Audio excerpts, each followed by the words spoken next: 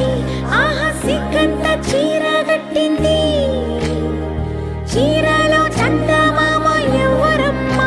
ఆ గుమ్మ సీతమ్మ.